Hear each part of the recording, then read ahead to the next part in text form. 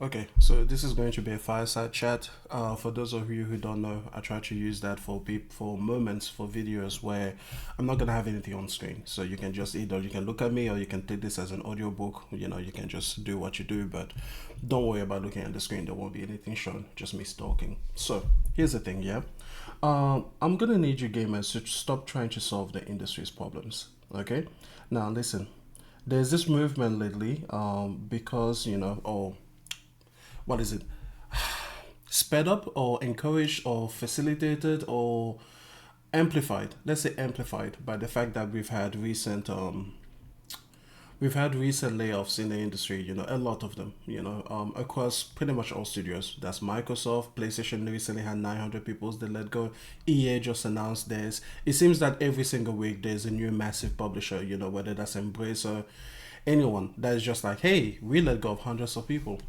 And this has amplified the conversation that's already been talked about for the last 5 years, which is, are AAA games sustainable? Let me give you the quick and the short of it. The answer is the good ones are. That's it. The good ones are sustainable. Now, this industry is a lot of trend following, trend tracing, like a lot of people want to do the live service thing, not because live service is something that they are good at or they have a good value proposition for you, but simply because they think that that is the pathway to more money. That's it. And a lot of these publishers, they go in there assuming that they know what it would take to create a live service to keep that beast fed, and then they quickly find out, oh, they didn't, they don't know what it takes. So here's my thing. As a gamer, right, it's not your job to fix the industry. Please stop making it your job to fix the industry. I'm so tired of hearing that, oh, AAA games shouldn't cost $300 million. Why not? Why not? This is the most profitable, no, sorry, this is the biggest entertainment medium on planet Earth. Why shouldn't it cost $200 million? Why shouldn't it cost $300 million? Make it cost 500. Make it cost $1 billion. What do I care? Hmm? I just want the better games. I want the games. If you've got to go in and fix a few things in order to make that happen, okay, that's the cost of business. When a person, I'm a photographer. When a person, comes to me, do you think they care about the price of this?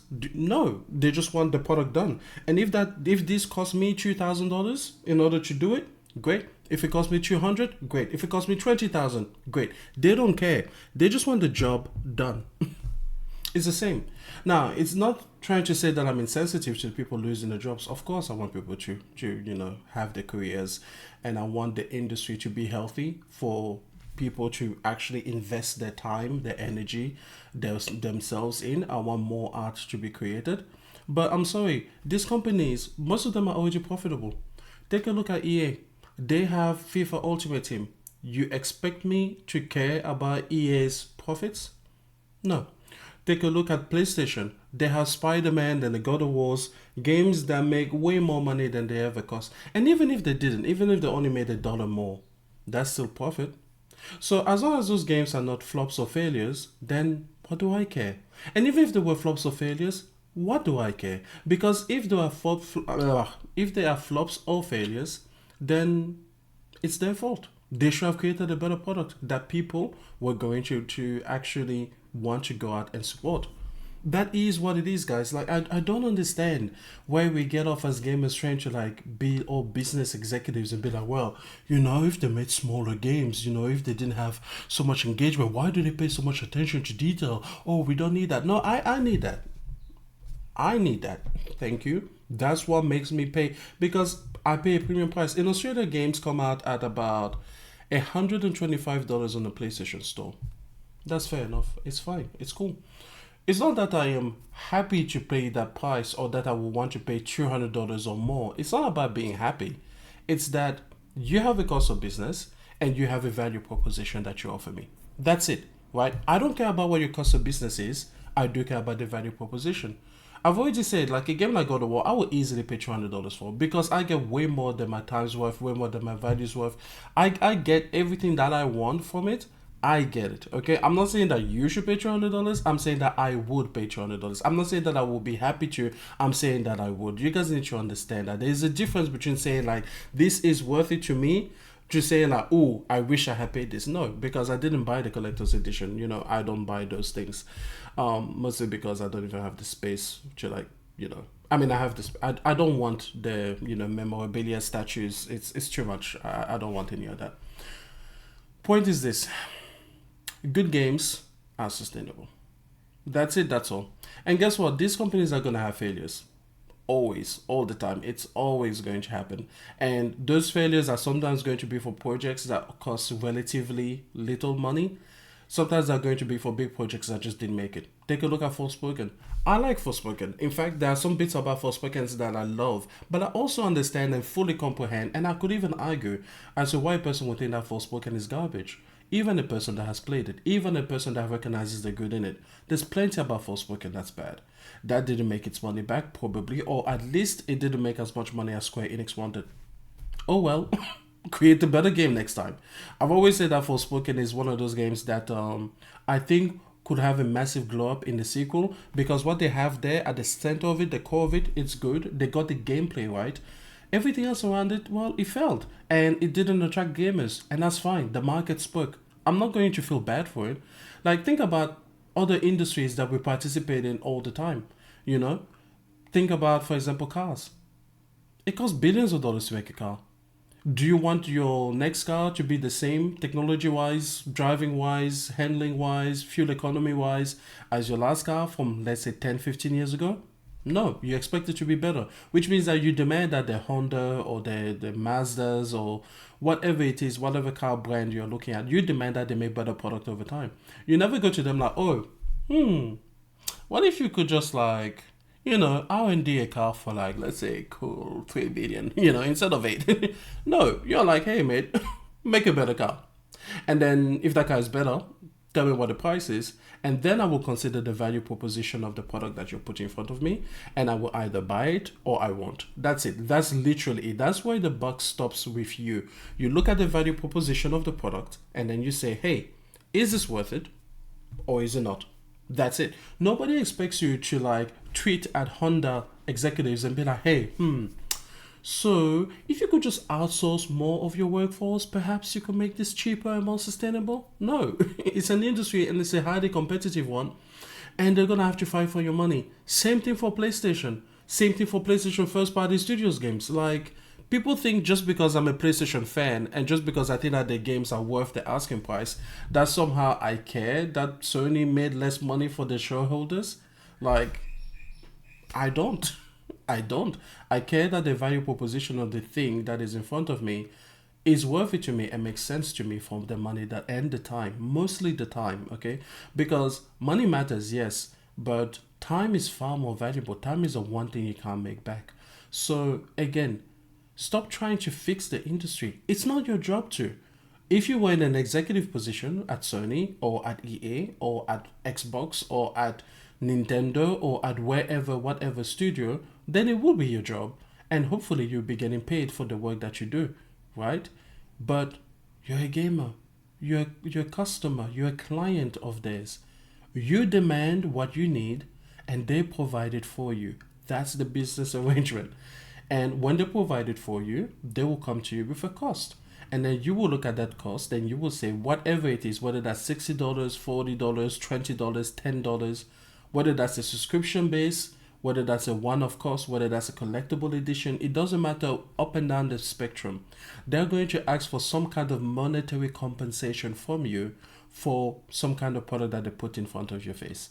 You take a look at that value proposition and you just say yes or you say no. That's literally it. I am so tired of gamers trying to fix this thing. And the way that they try to fix this thing and the reason that it irks me is that, to me, they're trying to make the product worse. I don't want your passion projects. I'm sorry, I didn't like Sony Japan. They didn't create anything that I wanted. So when they closed down, I was glad. Not glad that the people lost their jobs or whatever. No, I'm never glad that people lose their job, but I'm glad that the studio closed because the studio didn't create a product that I cared about. And if that studio closure, in my mind, is going to make more focus on the products that I do like the Spider-Mans and the Horizons and the Days Gone and the Ghost of Tsushimas, yeah, big AAA projects. That's what I want from first party. It's not that I don't, by the way. It's not that I don't like indie projects. I just don't want indie projects from PlayStation. I don't want Gravity Rush from PlayStation. I don't want Concrete Genie. I don't want Dreams. You know, it's like I don't even want Sackboy: A Big Adventure, even though I think it's a phenomenal game. Now that I have it on PlayStation Plus, I enjoy it. It's cool. But guess what? When it came out, I didn't support it. Like, yeah, blame me. I'm that guy. Like, what do you want me to say? It's not one. I'm not gonna put down my money for those projects. I'm not. I'm not gonna support them. And I'm not gonna be hypocritical about it. I can recognize that they are good games. I can recognize that they are good attempts, and I can also recognize that I'm not gonna pay them. I'm not gonna pay for them. So, and I'm not even usually gonna play them for much. You know. Like I want the big AAA banger stuff. I do. I want the pitch fuzz on Aloy's face. I want my games to be better. And I'm sorry, don't take that away. Now that you've introduced this particular technology or these particular things, I want more. I don't want you to say the same. I don't want you to regress. You know, I don't want you to take the pitch force from Aloy's face. I don't care, man. It's like, do what you need to do. But now that you're giving me something, the next version needs to be better than that. That's it. Because guess what? The next car that I buy needs to be better than the last car that I bought, even if it is at the same price point. Like, I need it to be better. That's literally a thing that we demand with everything. So again, it's like, what are you guys doing? Like, imagine if you pay for a phone, right? You pay for a phone, let's say it costs you $1,000 or whatever, right? And you buy it brand new, just make it even, and you buy it from the same company. Then you keep it for a good 4.5 years, right? Good 4 to 5 years. And then you go and pay for the same brand, you know, you pay another $1,000. You expect this $1,000 4 or 5 years later to buy you a better phone than it did 5 years ago, even though adjusted for inflation, you actually paid less money overall. But the point is, you pay 1,000 and 1,000 there, and that's how the human brain works. And then boom, that's it. It needs to be better than the last one. Imagine if somebody came inside and said, yeah, so what if the iPhone, let's say 19, was basically just like exactly as the iPhone 15, just with better battery life? You'll be like, boy, no. No, how about no? So, stop trying to fix the industry. First of all, the industry is fine. The industry is great, actually. These companies are profitable businesses. They are. What they are trying to do right now is make more money for their shareholders or their investors or their, I guess, comfort level, or in order to do whatever company businessy thing they need to do. That's cool, and that's their business to handle. Our business is to play the games and to pay for the games that we want to play and pay for. That's it. Stop trying to fix the industry, because no Sony executive is going to treat you back and say, hey, how about I give you some financial advice how you can become more profitable, how your business can run even better. None of them. Guess why? Because it's not their job to. They don't care about your money. They don't care about your finances. None of them are going to offer you any kind of help or aid or thought. No one at Sony loses an iota of sleep thinking, how can we make our customers more financially stable? They don't care. So why do you care about their business? It's literally their business. It's not your business to handle. So listen, I don't want layoffs in the industry. I just want to reiterate that. But I am not at the same time going to go to bat for a project that I don't care about. I'm not going to somehow pretend that a studio that was doing nothing for me somehow did. And again, this isn't talking about the quality of the work of the studio. Like, Concrete Genie is a fine game, sure. Sackboy: Big Adventure, fine game, great. Even Destruction All Stars, like that game had like cool visuals or whatever. Foam Stars recently, another flop, you know, cool. Square Enix, by the way, just I feel like I could make an entire video on Square Enix, because I think Square Enix is a poster child for a publisher that doesn't know what to do outside of Final Fantasy. Because I don't know, man. Most of the projects outside of Final Fantasy, not great. At least not the ones that I've experienced. Not great. Like Forspoken, again, I think is good. Not great. You know what I mean? Like, it's fine. It's fine. It's cool. You know, they had that whole Stranger of Paradise thing. What was that? What was that? What were they doing? They have foam stars. What are they doing? Like, you know, and then so when Square is gonna come out in the next quarterly review and be like, oh, our company didn't make enough profit.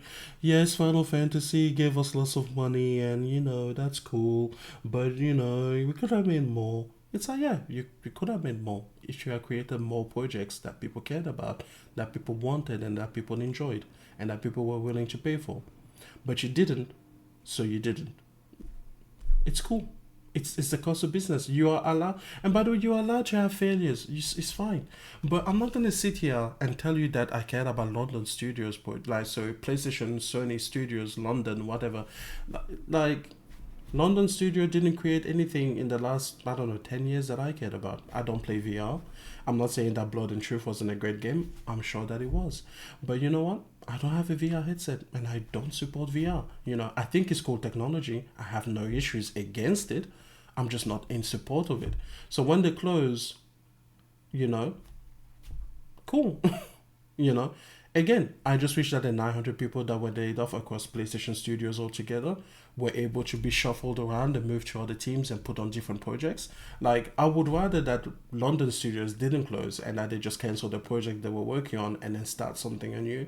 But again, it's not my business to somehow decipher how Sony should treat its employees.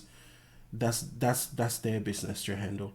As far as I'm concerned, what I want from Sony is big AAA blockbuster banger status games, game of the year contenders. I don't care if those games cost upwards of $700 million to make. Put them in my face, put them on my lap, give me a price. And the great thing about gaming that is so untrue for so many other art forms, but the great thing about gaming is that if you wait a little bit, okay, no matter what the price comes out at, if you wait 6 months, it'll probably be like 20% off. You wait a year, it'll probably be 50% off. You wait 2 years, it'll probably be 30% of the original cost that it was good that they put in front of you. And guess what? The whole time you'll be getting a better game because there'll be patches, there'll be updates, there'll be this, there'll be that. If you don't like a particular price point, just trade. Just trade a little bit of time, you know, and you will get it at a price point eventually that you agree with. Even if that price point is eventually almost free because you get it through a subscription service.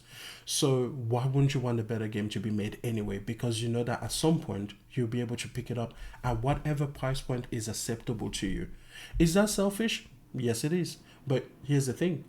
When it comes to cars, that's the same thing that I do. Like if a car comes out at a, let's say, just speaking, $60,000. And I'm like, well, if I wait 3 years, I can get it on the second-hand market for $40,000. It's the same car. The only disadvantage there is that it won't be brand new, which is funny because that doesn't exist in gaming. In gaming, you will get a brand new copy. It somehow doesn't wear out itself. In fact, it gets better than it was before. So again, the thing is, gamers, why are you trying to fix this company's issues? Why are you trying to ask for less? Why are you sending out the message out there that, oh, somehow these games should have less things put into them? No. How about they have more? How about they try more? How about they create entire levels and try and style systems that cost them tens of millions of dollars and never make it into the final game because they just can't quite do it, but they still learn from it and they still be able to put it in future projects because they're building institutional knowledge in order to bring you better games? Cool.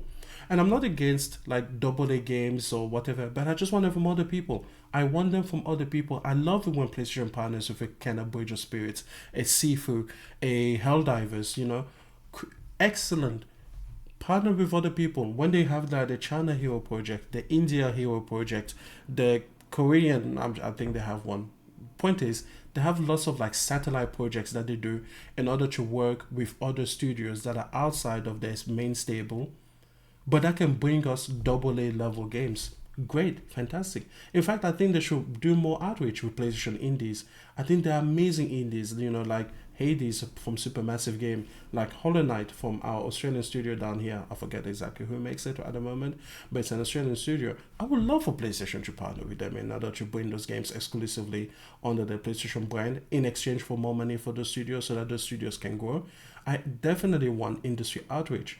But again, I'm not going to be shy about what I want from PlayStation first party studios. If you are bought and owned by PlayStation and you are creating a PlayStation IP, I want it to be a big blockbuster AAA game, and that's almost the only thing that I will accept. That's it. If you are a satellite studio, if you're a second party studio, if you are a third party studio that they get unlimited exclusives, then do what you do. I would accept anything from indie to the most, to a Final Fantasy. That's cool. It's fine with me. But the point is this: I will never go to Sony and be like, hey, let me help you make your business better, unless they are paying me. So, unless you guys are being paid, let this obsession go. It's not your job to fix the industry. And if somehow any company, including PlayStation, cannot make this business work for them, then they need to move out of the way, because there's going to be plenty of people behind them that will make it work. That's it. That's all.